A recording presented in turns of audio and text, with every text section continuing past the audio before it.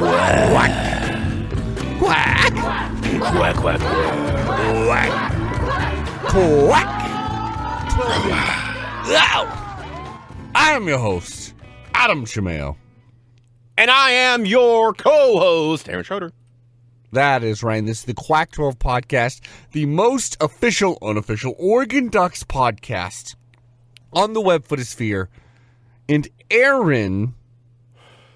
Don't forget, though, we are also now the most unofficial official We're Oregon also Ducks the most podcast unofficial, as well. Official 2 Oregon weeks Ducks straight. Podcast. Yes. Oh, 2 weeks in a row. Cool. So that's every week we kind of got to go for that. That's the new...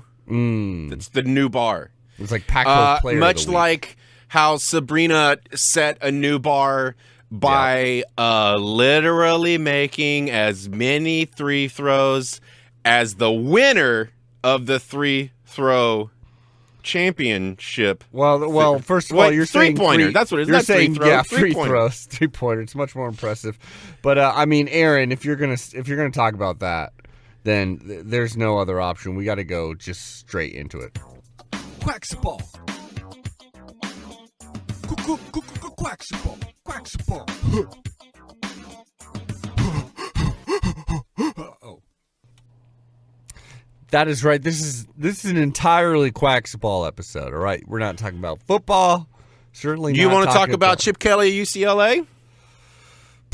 What do you want to say? Chip Kelly's gone from UCLA. It is funny.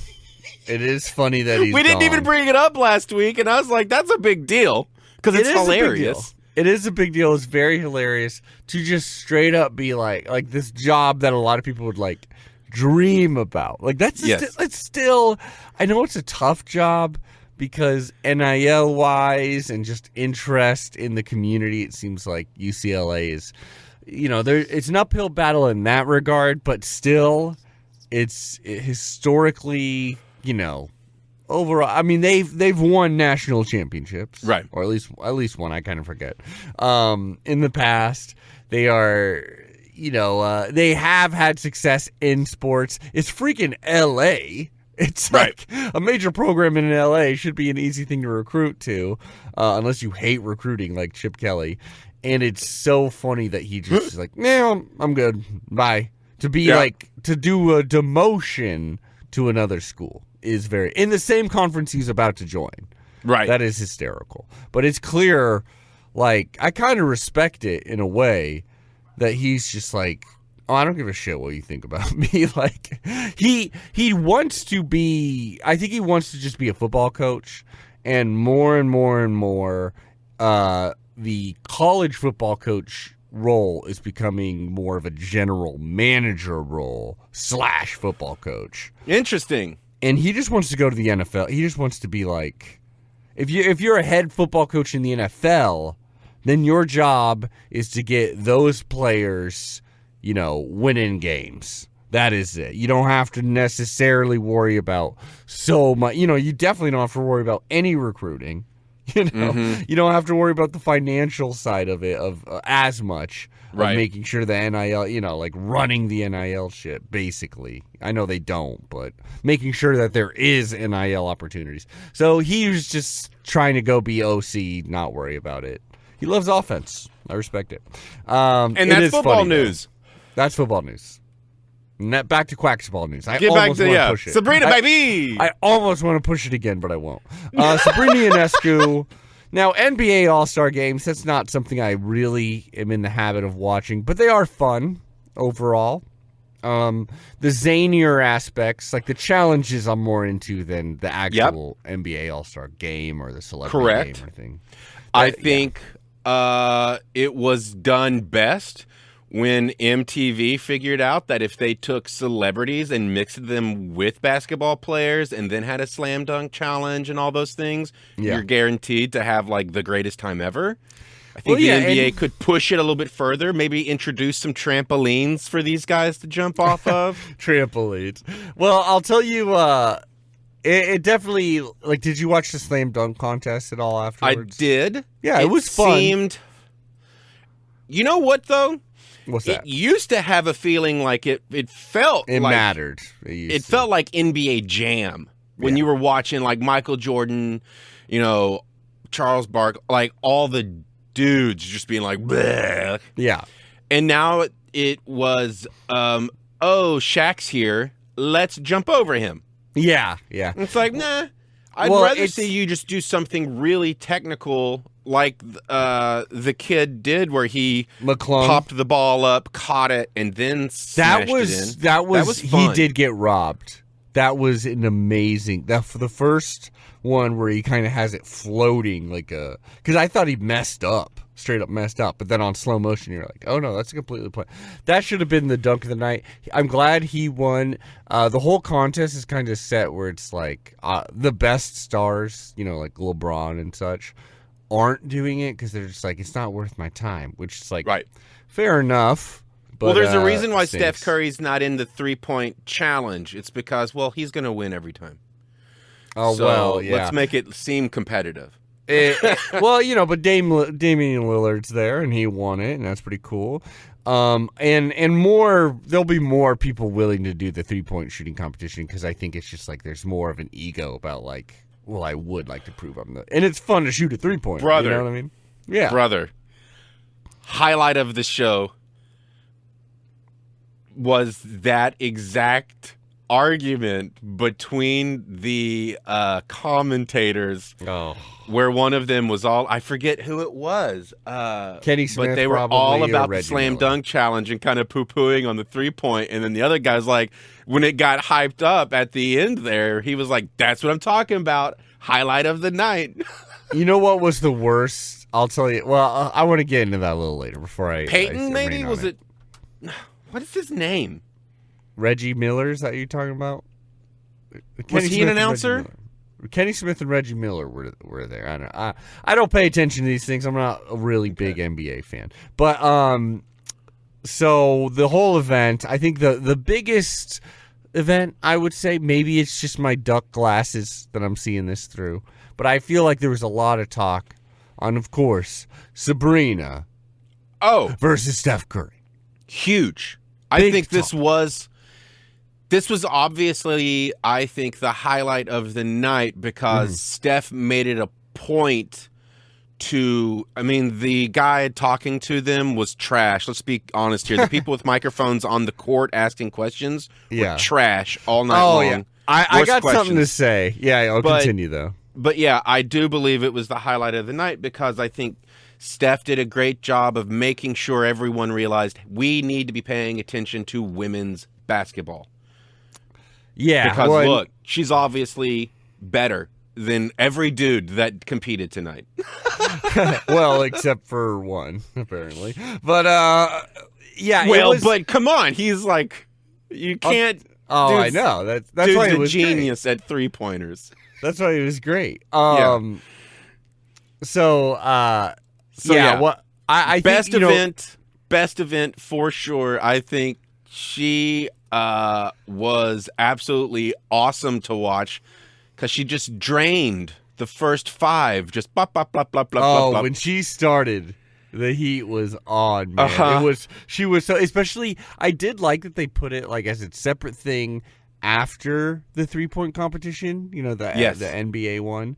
Especially because you saw what was it? 4 people hit 26. That was the number. 26. That's right. And then 26 is what won the damn thing.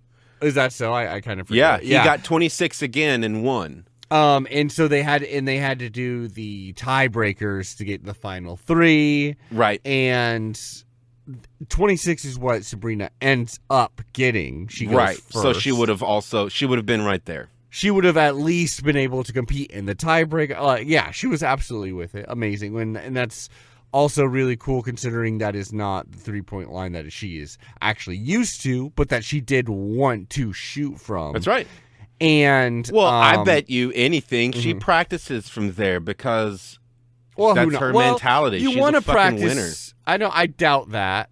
I think really? she practices shooting from everywhere, but you want to know your 3-point line because there's going to be times where she wants to be, she'll have to jump back and want to know in her brain the physical memory of exactly where the 3-point line is. So she can shoot from she can shoot from the fucking half court, but she wants to know where it is. But I want to say so she goes out there. I imagine that she got picked. Well, the reason why the challenge happened is because she broke the all-time record. Right. First, he broke the 3-point shooting record, and then shortly afterwards, she broke it with 30 points, which still is the record. She still has the record. Let's keep that.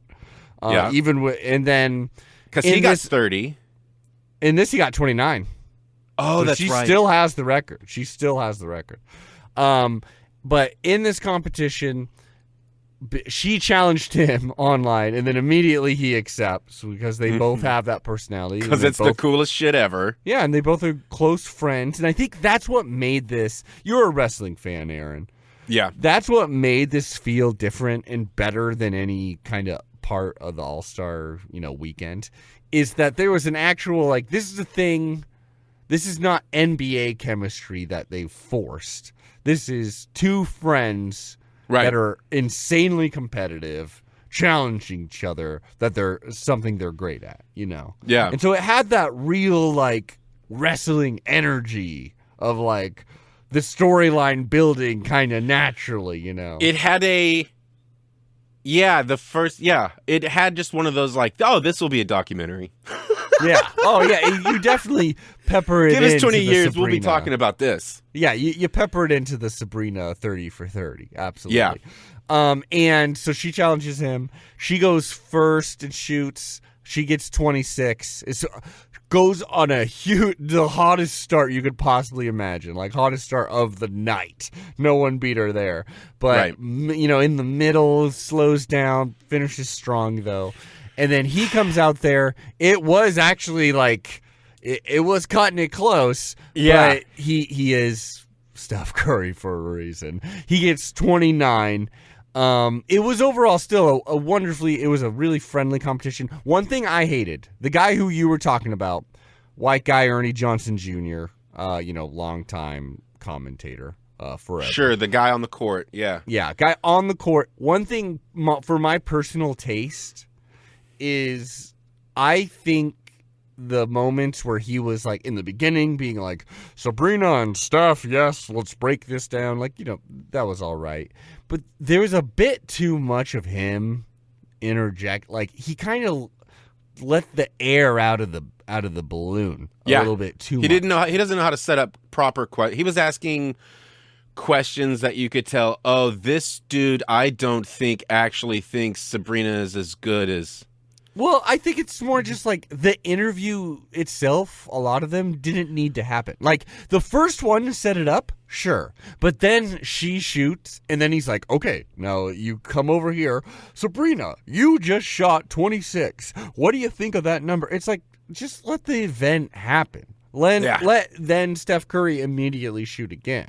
Which I personally would have liked to see the reverse order, but I bet Sabrina got to choose, and she probably wanted to go first, Well, she's the challenger, so it makes sense that she would go first. Yeah. Oh, that's true. And then also it's she chose to shoot from the 3-point line in true badass fashion because she's going to shoot the WNBA ball because you have to. You can't change up the ball that you're shooting from. That just messes up the feel of it. That's just too much to ask. Yeah.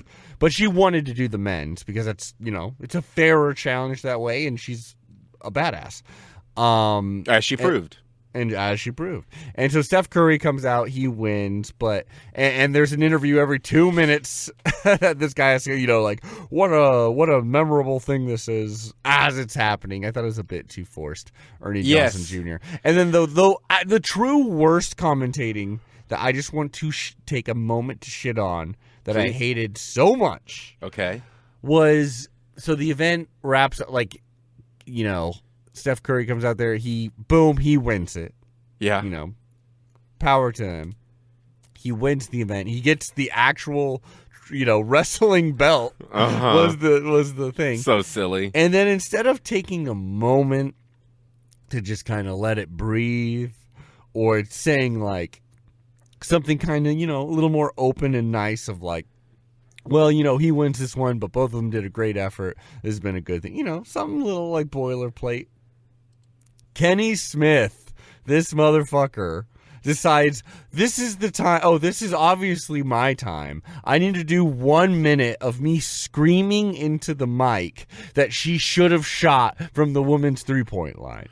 Like, this is my time. Right. I need to, like, it's like, okay, whatever. If that's the point you want to get across, why don't you wait 3 minutes for when there's going to be 40 minutes of bullshit time that you can fill up. Like, you're going to have a lot of time to fill. This is an event that drags on way too long. But he needed, like, the moment Steph Curry finishes and before to just be screaming into the mic that she should do the opposite of what she wanted to do, the opposite of what she wanted the challenge to be. He's like, no, she should. There's a reason why women's golf tees are, blah, blah, blah, too. Yeah. He's like, no, she should have shot from the women's. And it's just like, my man, what's funny? Just fucking shut the fuck up and let it happen, my man. Like, yeah, God you know damn. what's funny, though, about his point was that he was trying to explain that she should have won.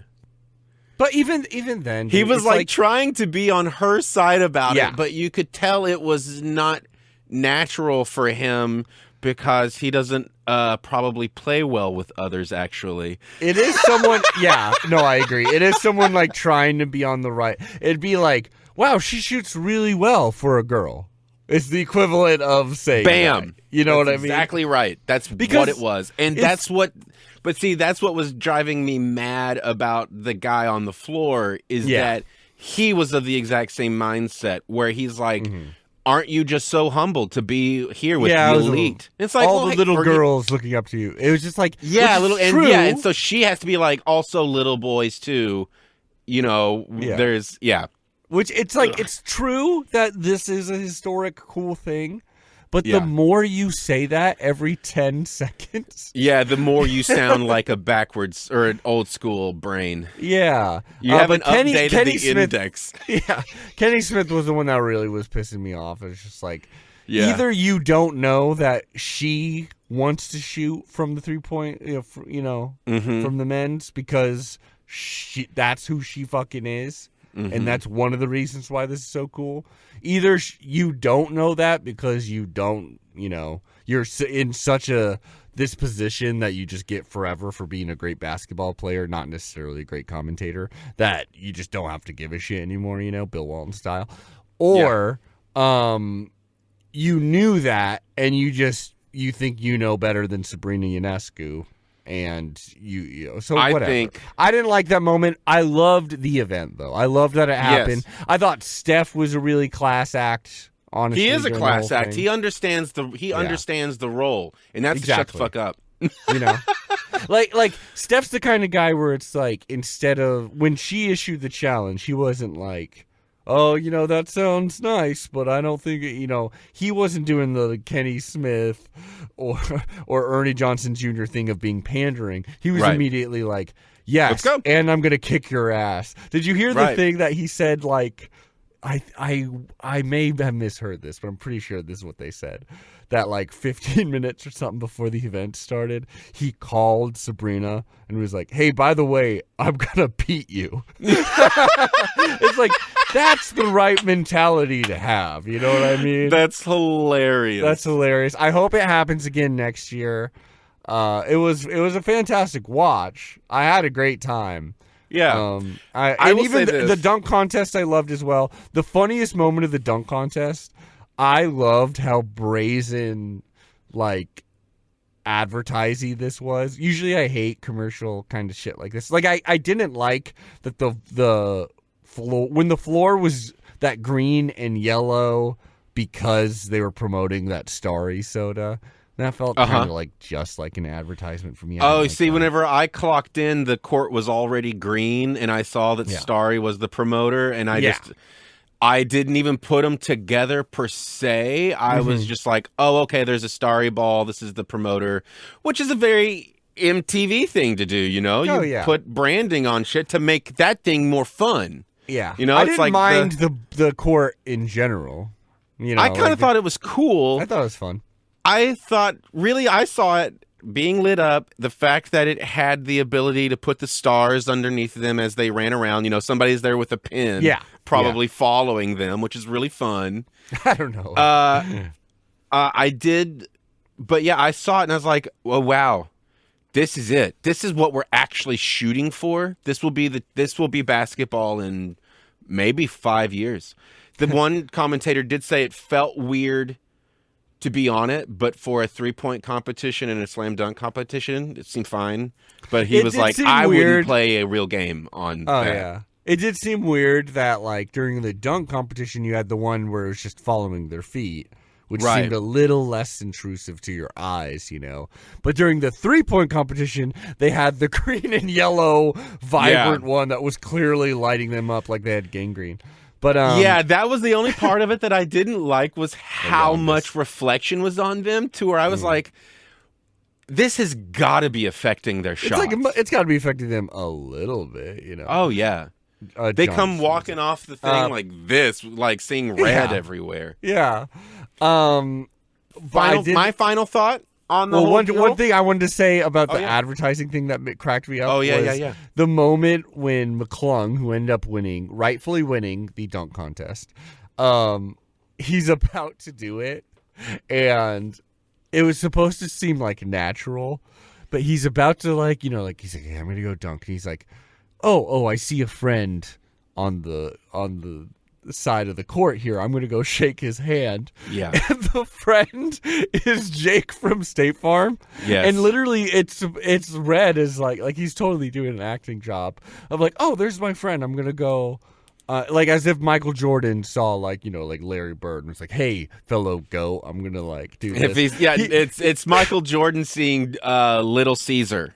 Yeah, and being like, "What's up, little Steve?" Like going over to Jake from State Farm, he shakes his hand, and Jake from State Farm is wearing it's like I'm dressing up, like I'm just in the commercial on the clock, but he's wearing the red from the commercial. Yeah, like it was that line of like, no, this is just me being normal. But and then they rolled the thing, dude. It said Jake on the from screen, State Farm. Jake from State Farm, and it got me going down this loop. And it just was supposed to be like, oh, it's me, Jake from State Farm. That was cool. But it's like, clearly that's an ad for Allstate, which was sponsoring the whole thing. And I'm sure this basketball player also has a deal with Allstate. He got paid X amount of money to go and shake his hand, which I love. Honestly, that's kind of like the advertising that I think is funny and I like. But the thing that I really started thinking about this, can you imagine the life that the actor who plays Jake from State Farm lives, where he is arguably this is my personal belief, where I think like someone like Flo from the Progressive commercials is probably one of the most famous people in America, maybe more famous than like Timothy Chalamet, is my personal opinion, because Timothy Chalamet, he's known throughout the world and stuff like that. And in America, he's huge with Dune and Lady Bird and all, and just being a, sensation and Wonka and shit like that. Is he a sensation? Is Wonka good? We don't got to get into that. Sorry. The makers of Paddington made it, so maybe. I'm not excited about it, but maybe. But Flo or Jake from State Farm. Sure. They've been in those same commercials for like a decade, and in every commercial, like for Jake, for example, he's saying, hey, it's me, I'm Jake from State Farm. Like someone goes, hey, it's Jake from State Farm. And if you're watching any sporting event, any major event, you see those commercials, and they're designed to just go into the back of your head. Like, can you imagine being that actor where everyone sees him, clocks him, recognizes him, and he's like, oh, it's Jake. Oh, it's Jake. And you just got to be like, oh, actually, I'm not Jake. Like, he basically is Jake from State Farm. What is the difference between him not being Jake from State Farm? Yeah. The way it used to work And I assume it has to still work in this sense. And it's the reason why more and more celebrities are doing commercials for Dove and Olive Garden or whoever the fuck. Yeah, like actual bigger is because of the residual checks can get insane. Being just a commercial actor back in the day, at least, you're golden. You can do one great commercial that gets syndicated to every market for a give year, you a number. and you're like drenched in money. Someone told me this number. So I had an acting teacher at U of O, to bring it all back. He was like a theater acting teacher, right? And he was very good at being like a real, like a lot of theater professors and stuff have this mentality of day one, they tell you, okay, is there anything else that you could possibly do for a living that is not acting?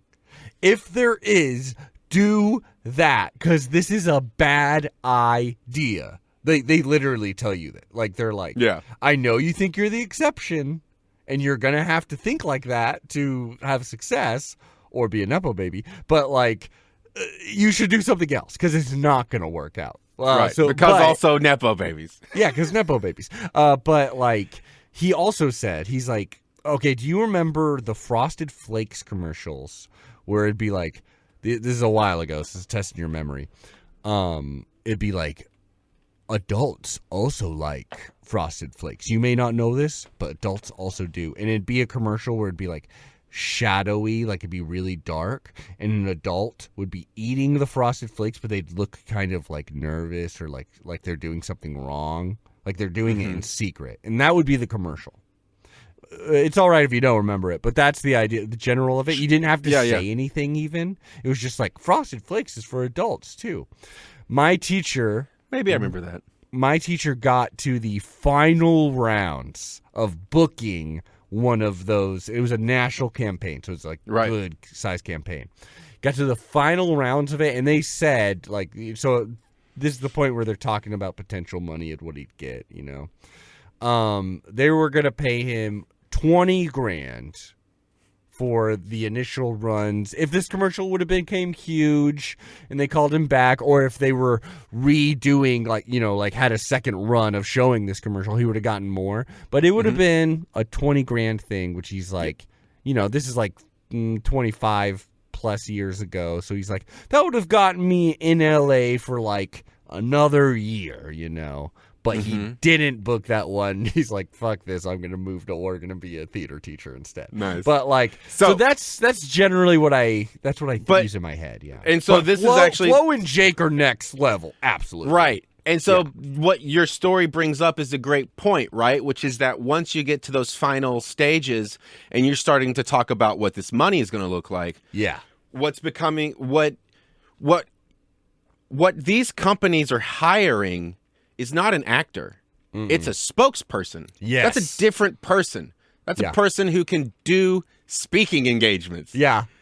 Good to talk. Yeah. Great to be in public. You know, it's basically Jared.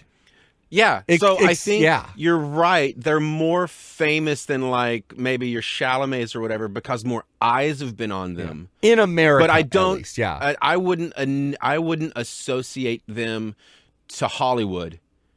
Because they're spokespersons. Well, they live inside the corporate world. You ever watch Community? World hires Hollywood.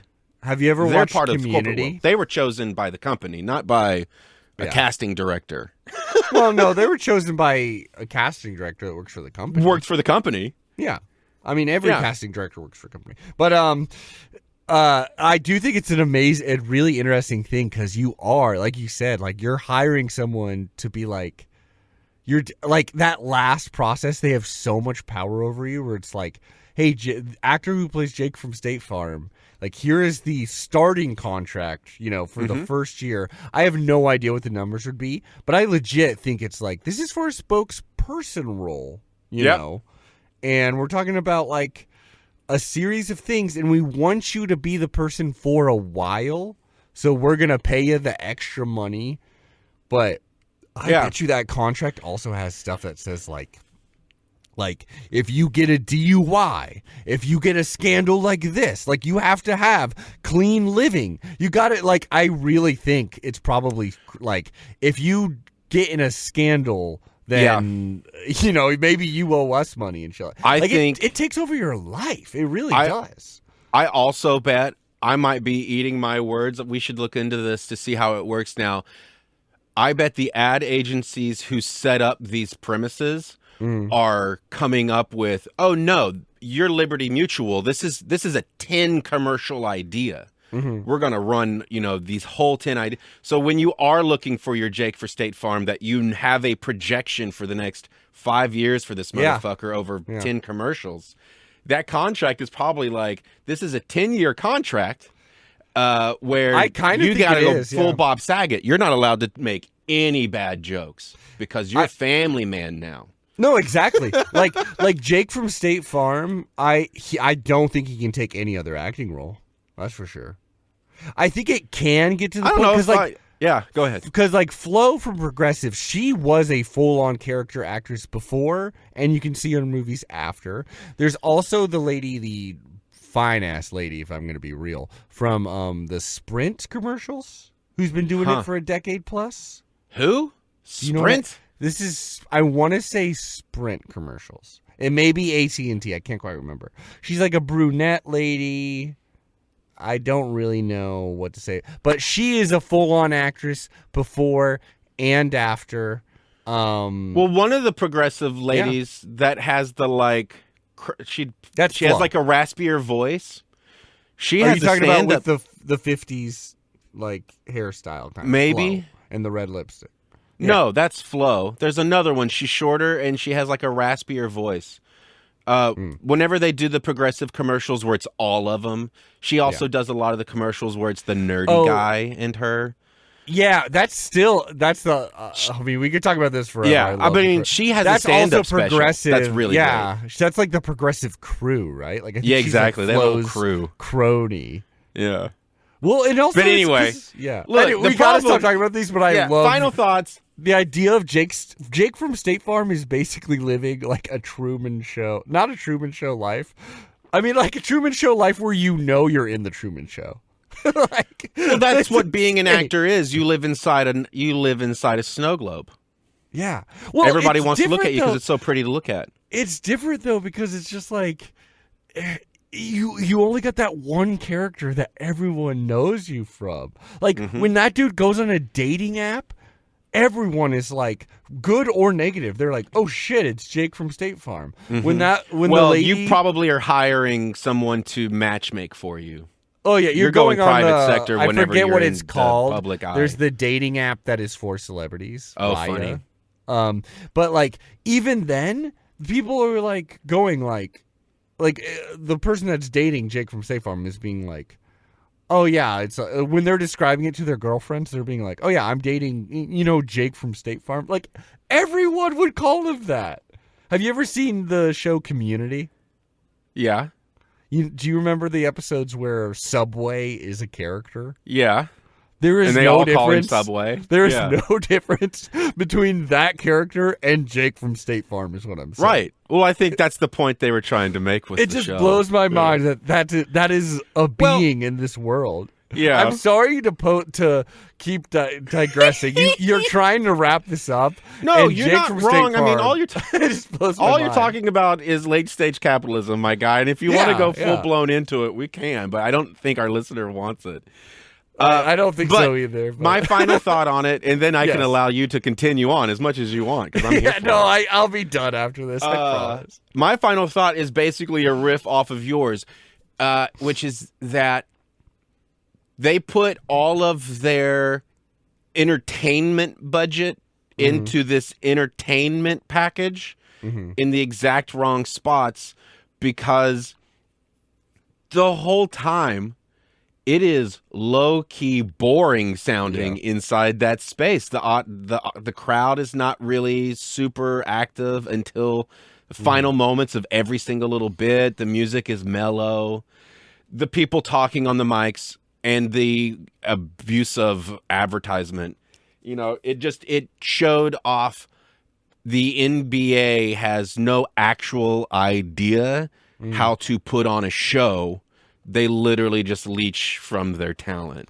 Well, I mean, I think it's specifically the All-Star game is doing pretty bad for NBA. Well, it's Is that because they the need NBA more doesn't know how to put on a authentic. show.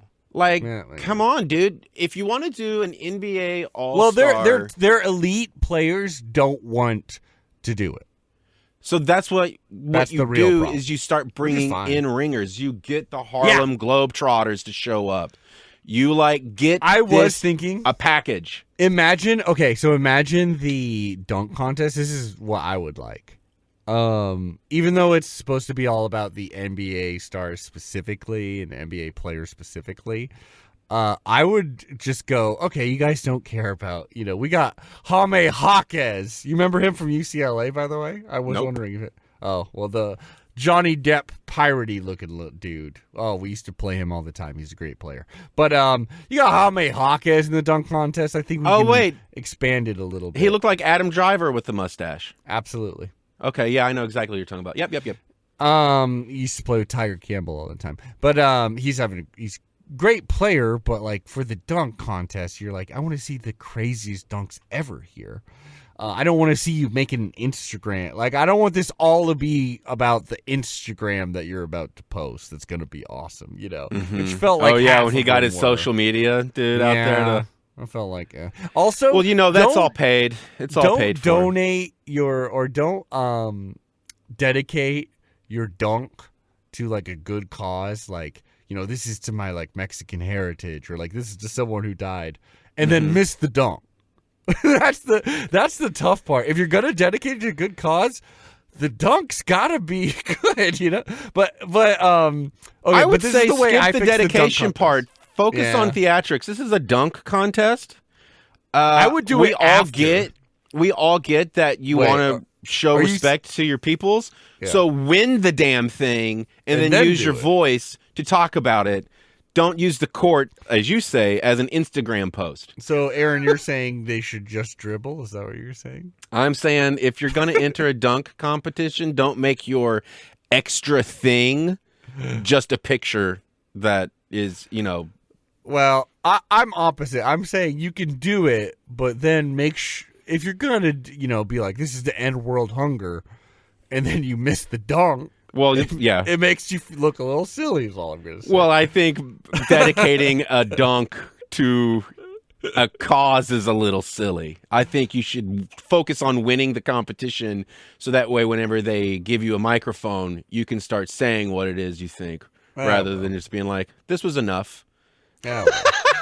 As a Mexican, I felt pretty seen that Jaquez missed that dunk and had the hat fall off his head. But the way I would fix it, which I digressed is so long. I wanted this podcast to be short, and I always make it long. But the way I fix it, Aaron, you just open up the dunking contest to anyone in the world. You say, send in your best dunk, regular hoop. Send us videos of that, and then you actually get like 8 of the. Because just because you're I feel like the best dunkers and then the best NBA players are not the exact same list. No, because there's a lot of people that can't play in the NBA because of height or this and that, but can dunk like fucking crazy. Like that's actually well, it was also something they brought up during the 3-point thing was that some of those guys are shooters. And they're going to be the ones that are cranking it out. And some of the guys that are in the competition, they make, they're all about making buckets. It's not necessarily about making, they're just going to get the bucket in however it needs to go in. They're not, specialized. Yeah. Well, there you go. NBA All-Star game. Yeah. All-Star and I weekend. say, look, introduce some trampolines, easy peasy, lemon squeeze. You've got a great dunk competition if you got trampolines because people will start spinning. It's great. I don't know about the trampoline. I feel like it'll be like LeBron's gonna snap his leg if we introduce trampolines. No, you put pads down. MTV, you just got to go watch the old MTV things that they did. I forget what they called it. MTV Jams maybe, but they've got it all figured out there. It's They all always figured have. out. Just watch it, recreate it. That's what you got to do. Yeah. If you but want to to talk your about point- a successful network, MTV is where you look at it. in the To year your point, 2024. I would set up a competition nationally that is all about street ball. And then that figures out who the top 3 players are for street ball. And then you have a special game of these 3 street ballers playing 3 NBA They players would get in their a game of street ball. absolute asses kicked, but it'd be fun to watch. In a game of street ball? I don't know. What do It's you mean by different rules, street? dude. By street ball, do you just mean no refs and you can foul as much as you want? What is A little street bit, ball? and you played at 21. Yeah, exactly. There's rules to it. You played at 21. There's checks. Blah, I blah, don't blah. think the NBA insurance companies or whatever are gonna love the idea of like get 3 dudes who and are this play is- quote yeah. unquote street ball and then have them go against 3 NBA talent. Right. No rules, baby. I don't know. Well, and this goes back again to the crux of the whole problem, which is Yeah. that this is a corporate Oh, well, event, and they are notoriously know if it's a boring AF. yeah. Well, there we go. At least So we talked anyway, about it for a while. how about those women, Duck Adams?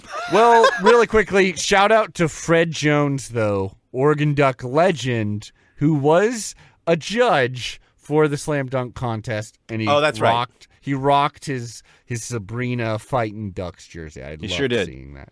Anyway, so shout out to him. But yeah, I would actually like to get straight to the women's team because I want to just rip this Band-Aid off. Yeah. This team, I mean, power to the players. They're still trying. I still love seeing the effort out there.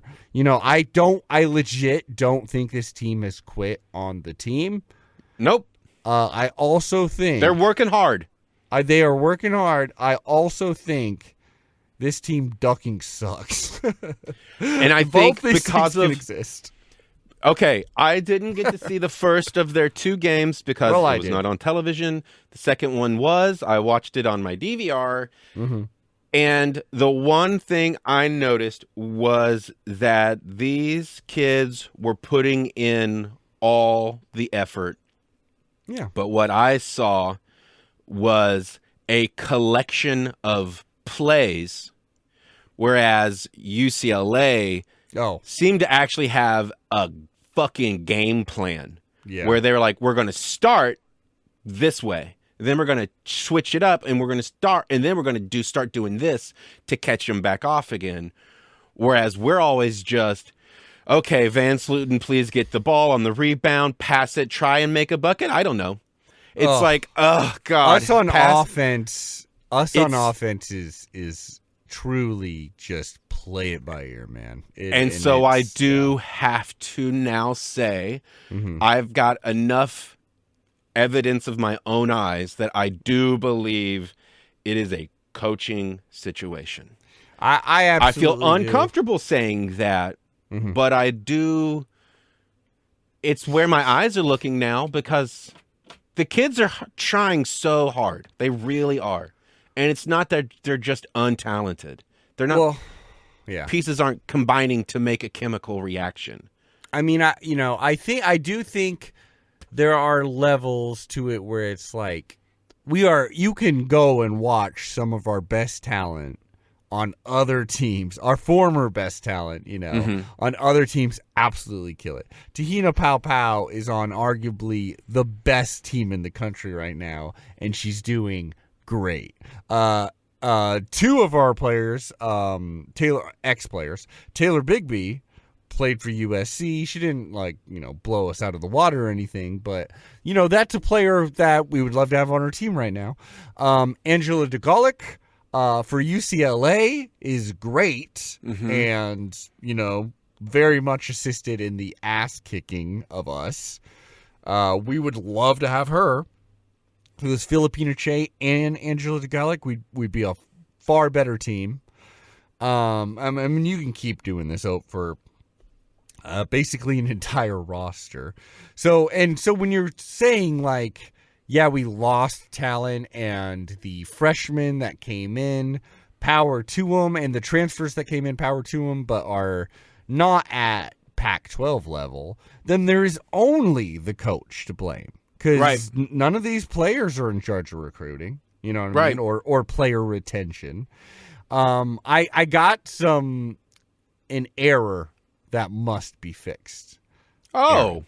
Something that I said that was fully wrong and misinformed. Oh, I thought you were about episodes. to be like, and this is the exact problem that's wrong with the team, and I'm going to fix it. I was getting excited. Uh-oh. I mean, Daddy's in trouble. What'd you say now? I mean, the way I would fix it is fire Kelly Graves.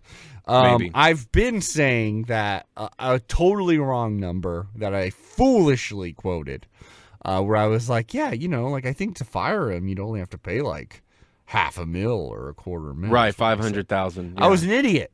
I was quoting his buyout. His buyout is what happens when another team is so eager to hire away Kelly Graves that they have to pay that amount to even hire him away.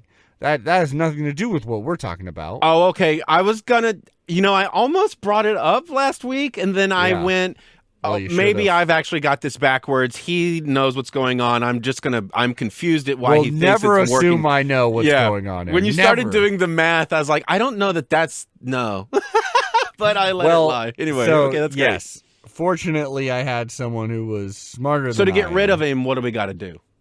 To get rid of him, we got to pay, a bit more than that. The full contract? There you go. We have to finish. See, you know more than I do.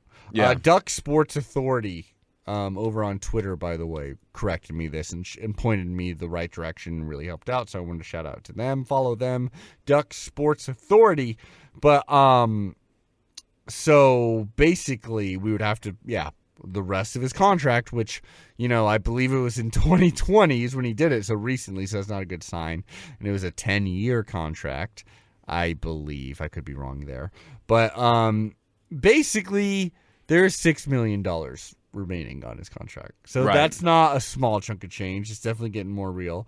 Not only you know what you could do as an entity is you could broker a deal with another school to get him off your hands. They don't want Kelly Graves. Like get him off your hands, but to sweeten it, Kelly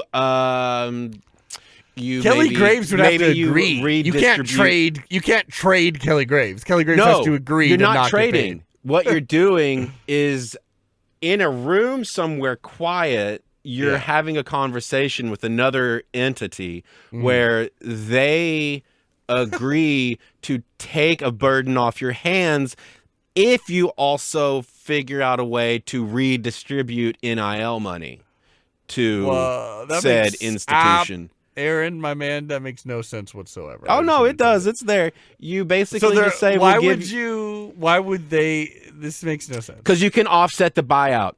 They pay you $6 million, but you redistribute 20% of, certain kind of indiscretionary funds to go back over to them. So that way they're not spending $6 million. They're spending like $2 million. But you're getting your problem taken away from you. So it's kind of okay to have a long-term 20% loss, right, in this one area to get rid of your guy so you can get a new guy. You're certainly saying words. I can tell you that. Yeah. The NIL money is not something that they can be. So it just goes from somewhere else. It just goes. You as a school really enjoy their science program and want to help improve their athletic science department. Well, I hope that we can convince some dumb school to pay us, what was it, $6 million and the buyout. But they're not. They're not paying us because we're giving them something back. What would we give? What would we give back? Money? Look, at that point, why wouldn't we just fire him and pay him? Look, this is why you're not the president of a university. You don't think creative. All right.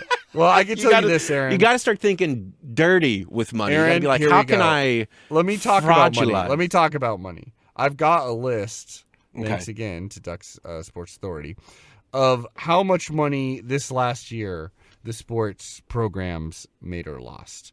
Oh, now, for some reason, it's cut off the women's, like other sports I couldn't really see, but men's sports that aren't football or basketball, they lost $8 million.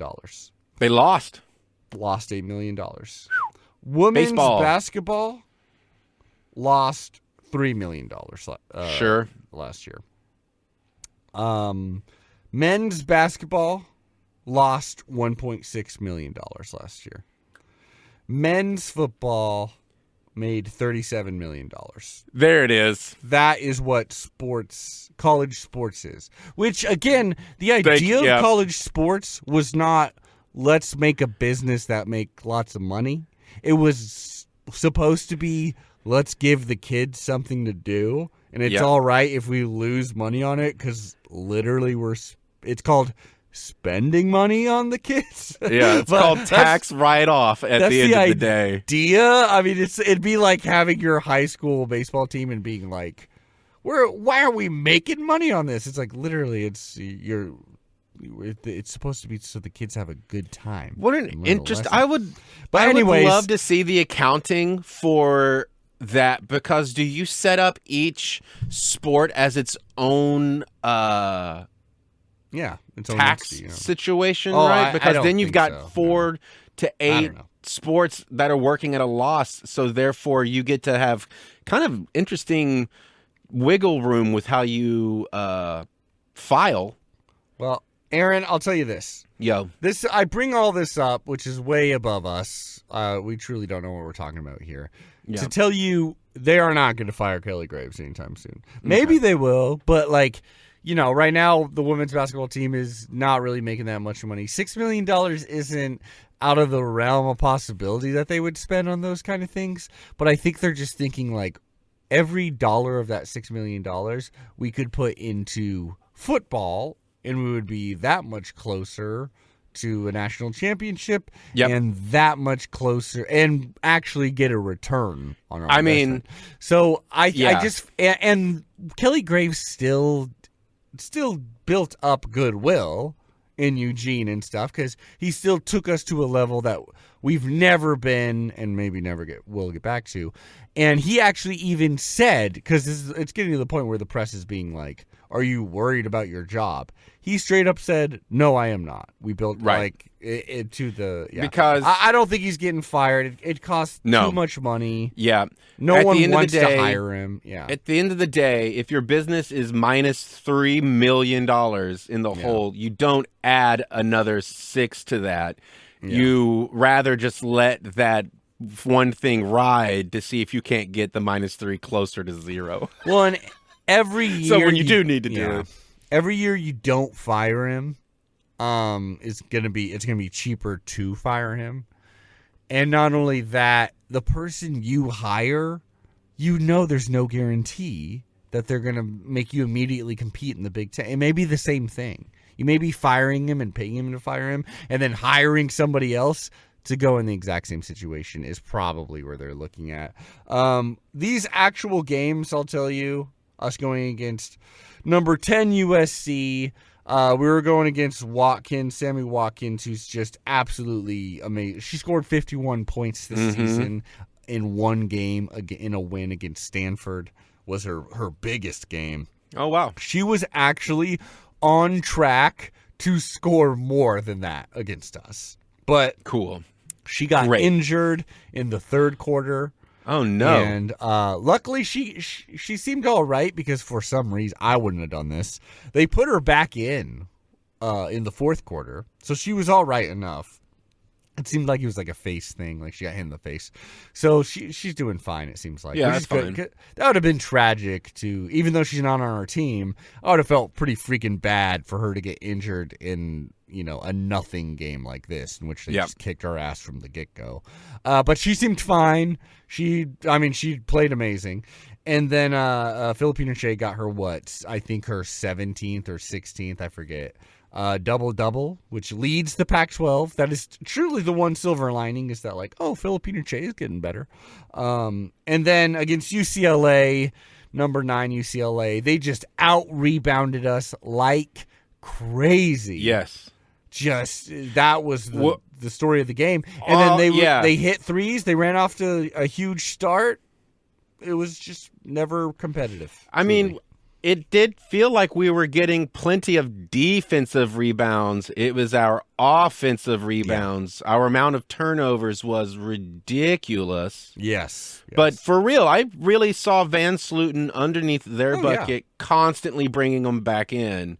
Van Sluten's amazing. And I mean, they were pumping, dude. They were trying so hard to be something better. And meanwhile, there's a bald guy sitting down on a chair, not really, just wearing a T-shirt, looking comfortable. all of his interviews are the same nowadays too, where he's clearly very frustrated, as I would be. And just like they'll cut to him at halftime. He's like, Kelly Graves, what do you need to do? And he's just like, I don't know. We really need to play better. I couldn't really tell you what's going on, same things that happen every week. Sounds like a guy with no game plan. It's like, we got to figure something out. It's like, what does he do? I agree. Will you please go sneak on campus during their practices and just see what the fuck he's actually doing? Oh, who knows? Well, like, is he even in the room with them during practices? I'm sure he's practicing really hard. It's literally, there is a huge talent disadvantage to when we're playing against, this is our 7th top 25 matchup. This is our 7th in a row. It's like our 9th loss in a row. Something like that. I know it's at least our 7th in a row because we haven't beaten one of these top 25 teams yet. And Aaron, with that loss, by the way, maybe I'm please. Psychotic. I guess I'm psychotic. I must be. What do you mean? Well, because whenever I'm watching these games, I feel like I'm watching talented kids. I'm like, they are actually really trying to put it together. It's the finishing part that seems impossible, and that seems like a game plan. Talent is vague, dude. Because what do you want me like? Talent is Grace Van Sluten. I see kids working really hard. No, let me. And maybe that is the thing. That's what I'm saying. They're not at quitting. Their ceiling, and this working is hard is not talent.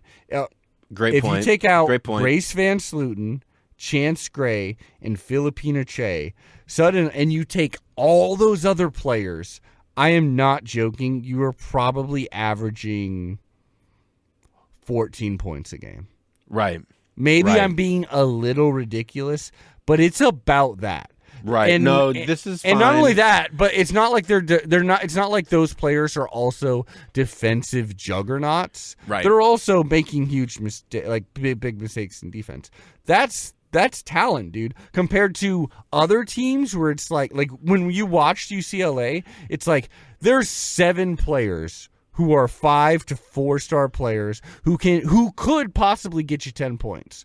On our team, there are 3 that can maybe get 10 points. Everyone else hitting 5 points would be miraculous. Let me ask you this then. Yeah. Just so I have a better clarification here, because you are right. That's a great point. But I have to ask, how much of that is unlearnable talent?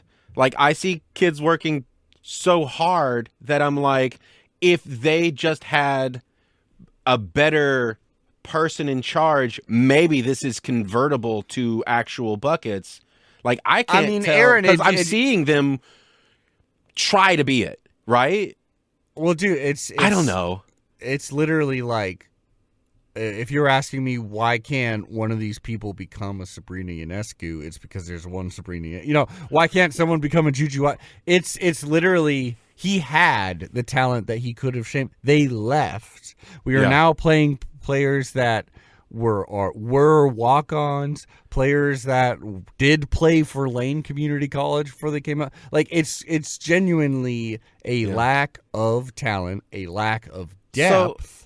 And we're playing against some of the most talented college basketball teams in the world. And so we're losing by 20, by 30 points because we don't deserve to be on the same court because we're in a different freaking league. So let me ask you this, though. Is this too in the weeds as well? For an hour in, probably. Does it make sense that we obviously have someone on the team in Chance Gray who is supposed to be like the 3-pointer, right? Oh, well, yeah, she was supposed to be the 3-point sharpshooter. Now she has to be a point guard. So, Again. right, okay. So, is it weird? Would it be weird to be like, look, we know who's supposed to be our 3-pointer, so let's remove her from the equation of these plays. Chance, you're over there. I want you shooting 3-pointers from every location for the next 3 fucking hours. I'll tell you. Everybody else, let's figure out how to stay defensively minded and offensively positive while she's not able to be around because we're going to keep her in the perimeter. This is different because it's the difference between shooting in a 3-point contest or just on the court and actually playing the game. Right. When teams are playing us, they're going, okay, try to really make sure they don't just take it to the bucket because that's what they want to do with Filipina Che and Grace Van Sluten. Let them shoot the 3 because, yes, I think Chance Gray's a great shooter. But the conversion rate is bad. When she's literally the only 3-point threat besides her and Ula Chamberlain, and they are still averaging less than 3 a game, then you'll let them do that all day. And you're going to win by 30 points. Right. You need more than just someone who's pretty good at shooting the you need consistently all these things, and it's the team game. Like the pass isn't getting out to her quick enough. It's but isn't that like little things? Aren't those developmental talents though? Those are things that we could develop in players to where it becomes a muscle memory, to where talent levels do rise. Right? I'll blow your mind right now. Okay, they are. So it's not like we're we have the okay. Maybe this is what it is. I see a team that has the potential to be talented. Is what you should say. These players aren't good. How about that? I see a team with a high potential to be talented. I think it is somehow being interesting. You must not be watching the Oregon women's basketball team then. Well, I don't know. I don't know what practices look like. It's really tough for me to say because I do see them working tough, and I'm like, maybe if the regimen was different in practice, then we could see convertibles. I mean, I'm not defending Kelly Grant. I'm sure they're practicing bad too. But what it comes down to is literally like the talent is not. We're playing against, I'm telling you, the best college basketball teams in the world. But so it doesn't matter. But I can't accept that. We are improving. We are improving. Look. And we're still that much lower. Back down when Goliath showed up? Did Apple get concerned when Microsoft decided to be number 1? These are your gods. Who's number 1 now? Well, there you go. It's a trip, dude. It's a trip because I love watching them play, but it also bums me out constantly. It's not just, I'll tell you this. I do think you can make an argument where it's like, there is some coach out there that could take this same group of ladies with the same injuries we've had and have a better team than this. I just feel like in the team that we have, it should be a winning record. I'm not saying it should be top tier, but I think we should be like mid. Maybe. We have 1 or 2 more wins than we do losses. That's what I see. It would have been. I mean, we did lose to like Santa Clara and Portland State, or maybe one of the Portland. So you have a point. Almost there. Like we did, there are some low losses that we should not have. We are literally the bottom. We are officially, because Arizona State beat Washington, the bottom of the Pac-12. It was gross when wins. I saw like 2-11 on the thing. I was like, oh God. Yeah. Oh, dude. God. It's worse now. It's 2-12. Look. Okay, so here's what you do, right? You're an institution. You're losing $3 million on this team. You need to somehow reinvigorate that money to get back to zero so that you can fire your head coach and get a good one in. What you do is you create a coaching challenge. If anybody thinks they can do better, you get 1 game to coach these kids into a win, regardless of who they're playing. I elect you and I go in as a team Oh yeah, there we go. to coach. We definitely know our shit. Yeah, We will play total good cop, This is bad what cop. Kelly Graves said when asked about his job security. No, no, no. We've had a pretty good run here. We're struggling this year. Everybody knows it. I don't think we've lost the kids. They're still playing hard. Their attitudes are good. They're working hard in practice. So that's right. all we got to say. Let's leave it at that. Women's basketball team is really bad. Not the worst season we've ever had, I'll tell you that, but competing for one of it. Now, but let's Don't hate the player, hate the game, y'all. Yeah, no, I love the players still. There's not many games left for them. I know. They're averaging about 60 points a game, but we'll see what we got. There's only 4 games left, and arguably the next 3 games are kind of like the most important. We are out of the big dance unless we win the Pac-12, which is basically an absolute impossibility. Right. If we can't beat a top 10 team like once, then no, we're not going to do it. We're not going to do it 3 times or whatever. Up next, though, is Washington, which is a bad team, but will likely beat us. But, is an unranked team. It's our first unranked team in 7 games. Good God. That's in Seattle. Oh. This Friday at 7 p.m. I won't be able to make it. Yeah, well, there you go. Then Wazoo after that, which is a better team, but still not a ranked team. We'll be underdogs. It's in Pullman. Then we have Cal, same kind of deal. Not a wonderful team, but better than us. And then we have number 3 Stanford to close out the entire season. So that's just a loss. So there's the possibility we lose all 4 of these games. We need to win. Just for moral's sake, it'd be nice not to be the bottom of the Pac-12. That's all I got to say. Now, let's end right now by talking about the men's basketball team, a team where there's still hope, a team that, there's plenty to critique. They also have a lot of injuries they're getting through. Nate Biddle out for the season, it most likely sounds like, due to whatever this illness is. He's lost a lot of weight. He's lost a lot of muscle mass. Our hearts go out to him. Whatever Absolutely. it is, it sounds serious. I hope he, hope it works out for him. It made me realize that maybe by just pontifications on what it could be, you're like, That's why people don't do that as professional journalists. But we're not because it immediately put like reality to us, like, oh shit, no, this really is something. This is something kind of more major. Whatever it is, it's a serious deal. I like gossip until it's like actually like, okay, we need to be discreet about how we. Yeah, well, that's why people don't technically do it, but we're not a very professional podcast. Well, only in the beginning do I want hot gossip until I know somebody's actually theoretically could be in danger. That's scary shit. That's scary. Weight loss is not a joke. That's scary. Oregon at Oregon State. Oregon State has not been very good this year, but I mean, we've played down in our competition at times. We've been pretty sloppy throughout the season, especially when we're losing key players. Our starters, Kwame Evans Jr. and Foley Dante, who's becoming the team. I mean, he always kind of was, but now he is fully in shape, fully playing big-time minutes. Brother. He played 30 minutes this game, played out of his mind, is just as athletic as hell. I loved who was he paired up with. His challenger was also just incredible to watch them work against each other. Who was that? Who was the big guy on their team? Marial. I Maybe say his name. Yeah, probably that's the center. I'm guessing so.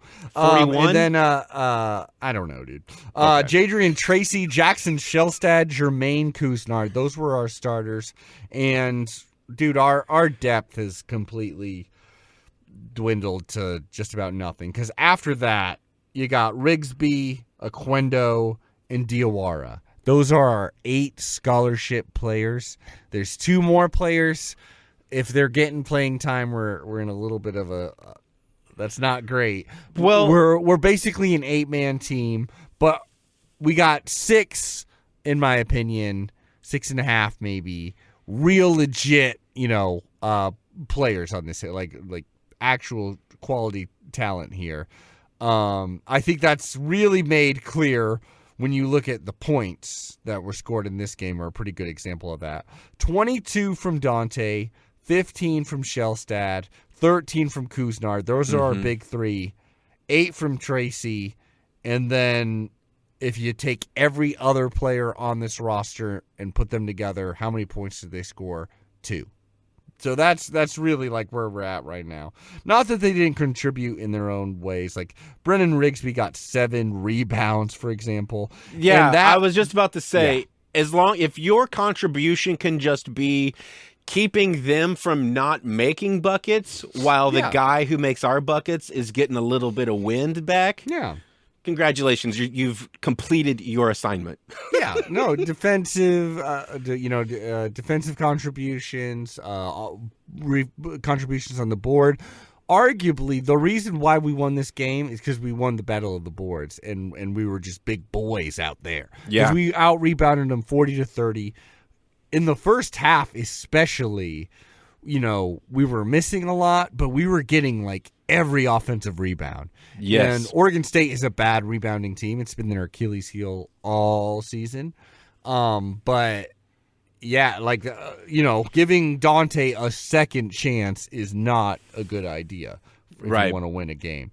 And also there was a lot of times we were taking it like underneath and going for shots where you pretty much could say there was 2 guys on the player and we were still able to sneak the ball in. Yeah, they were double off teaming. of false. Oh, yeah. Yeah, double we weren't Dante being shy. That was what was cool about it. Exactly. And when he's got a double team, he's also great, he's good at passing and stuff. Like there was at least a couple of times where Kuznard scored because they were double teaming him. He's like, okay, I'm going to pass it to the open man then. And that's the way it works. And so Dante definitely game ball for him. 9-13 from the floor for 22 points, 6 rebounds. And then Shellstad, Kuznard, they have to have good games, and they did. Not from the 3-point line though. It's become a problem that we started this season so hot shooting. Yeah. Brennan Rigsby couldn't miss, and everyone could hit the 3 seemingly when we needed it the most. In this game, we hit 2. 2 of 19. Well, that was kind of the story for the whole game, right? Even they didn't really knock back a bunch of The Beavers, 2 of 18. Right. So, yeah. That was the difference. And, we had double-digit leads multiple times in this game. Yeah. However, the Beavers rallied, and it came down to it. I was pretty worried we were going to lose It always this one. does, though. It always does. Yeah. We are a team of waves. If our wave doesn't pick up, we either start off on a big wave or we start off on a low wave. And then you just got to see... It will always carry its way out, and you get about 2 cycles of each. Seemingly. So you just kind of want them to be at the end of the first half, beginning of the second half, end of the second half. That's how you want to see them happen. We really need our 3-point shooters to step it up. I mean, specifically, it would help so much if a player like Brennan Rigsby, who went 0 of 3, 0 of 6 from the floor, we desperately need him to just come off the bench, drain some threes. But a win is a win. Dante, especially, I want to show you just this final play. Oh, beautiful. Yeah, because, that was the part that really skeezed me out about the game was that the DVR just froze halfway through the second half, so I didn't even get to actually finish it, which bummed me out. Well, so it came down to it. We win this game by 2 points, and Aaron, I want to show you this. This is we were tied at this point with seconds remaining. You're seeing this, yeah? This is from the Oregon men's basketball Twitter page, so go give them a really cool angle of the final couple of seconds here. Here's Shellstad to Kuznard, who misses. Rigsby gets it. Off his face. Misses again. Out to Kuznard. Passes it in. Dante for the dunk. But god damn. I mean, it also goes to show you how clutch the rebounding had to be for us to win this because Yes. we weren't an accurate team this game. Well, but we got the chances Also- over and over enough to win. Yeah. I gotta say, when you're in the bird nest view, camera just going like this, you don't really get the feel that you get from that angle where you're like, good God, how is no one walking out of this with black eyes? Oh, yeah. Or just broken fingers all the time. Yeah, your toes. How are your Actually, toes you not should- all broken? Oregon State women's basketball, who's having a great season, one of their star players, Reagan Beers, she walked off the court with, I believe, a broken nose and basically 2 black eyes. I mean, if Good it fucking God. happens, dude. Yeah. Oh, I heard about. They brought that up and said that Yeah. she's okay, I guess, but yeah, Hopefully she got she'll jacked. return. Oh, yeah, totally. She didn't play in their upset against UCLA, which is a great Right. game. Yeah, but so the men's team, you know, you're just trying to advance and survive. Like, I don't even care if the wins are ugly. We are making mistakes. Like, that should have been a double-digit win. We had it, and then we let the Beavers rally back. It could be all that matters is winning. That's right. We definitely got quite a lot more season coming up here for the men's. We got a trip to the Bay Area. We're playing against Stanford, then Cal. Both of those are good, not great teams. Definitely could beat us on a bad day. Like, we've shown that we can lose, you know. But we'll see what happens there. Then we got another game against the Beavers. That's at home for us. We got a huge game, biggest game of the season maybe, against Arizona, who is top of the pack. They're number 4 in the country. So that is a huge win for us if we can get it. That is on the road, though. We're playing at the McHale Center. And then to wrap all the things up, the 2 mountain schools come to Eugene, Oregon. We play Colorado, then we play Utah. And as of right now, though, this is why there's hope. We are 3rd in the Pac-12. Woo, 3rd place. doggy. Not bad. I like that behind- placement. That's good.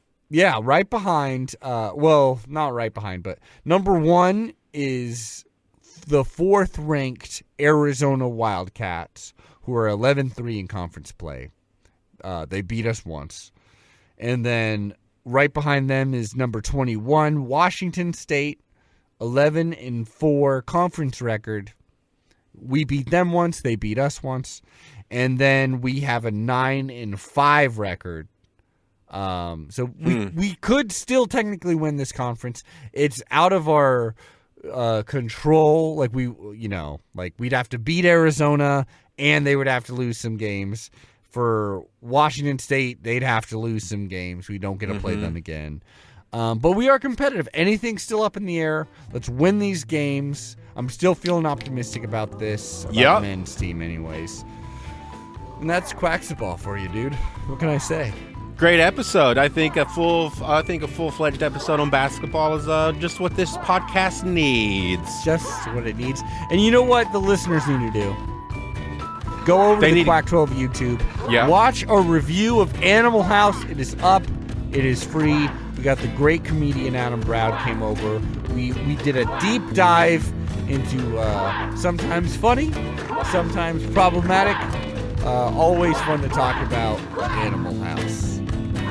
Go over there, watch it. It was a very fun time to record.